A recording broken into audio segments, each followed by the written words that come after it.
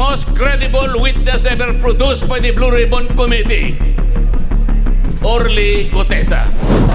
Siya lamang po ang tumukoy at kumonekta sa pagitan ni Saldico at ang dating Speaker, Martin Romualdez.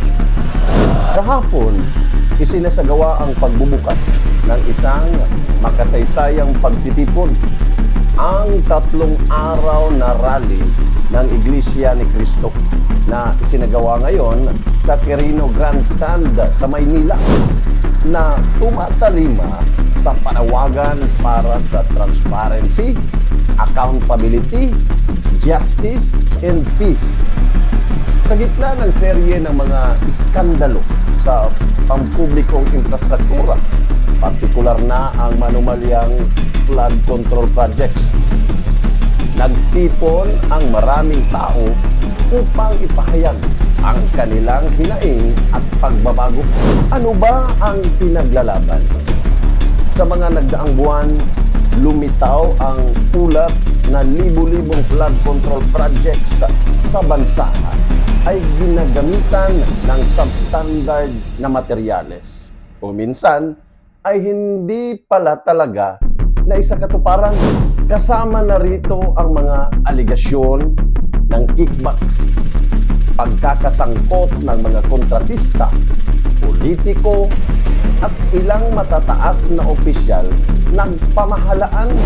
Sa ganitong konteksto, ang INC, kilalang relihiyosong organisasyon na may malaking bilang at impluensya, ay nagsabing ang kanilang rally ay isang panawagan para sa tama at hayag na investigasyon, hindi lamang para sa kanilang miyembro, kundi para sa bansa.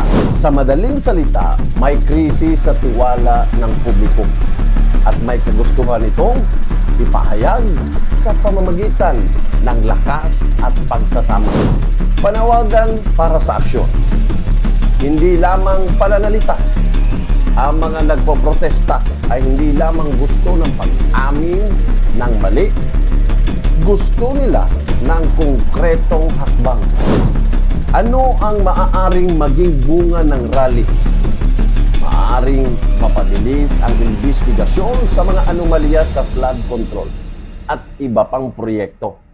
Dahil sa presyor ng publiko at media, ang nakita natin ngayon sa Quirino Grandstand ay hindi lamang isang ritual ng pagsisigaw na wakasan na ang korupsyon.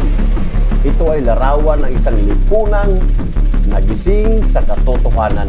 Manawagan tayo sa patuloy na pagmamatyag, kikilahok at pagkilos